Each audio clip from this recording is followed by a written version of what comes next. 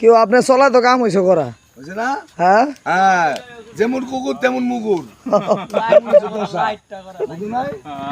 একবার যেমন 3 দিন বন্ধ করবো পাগলের লান কথা একবারে খাঁটি কথা তো হ্যাঁ দিবা না মুগুর পিছু পিছু করবো খালি গেলে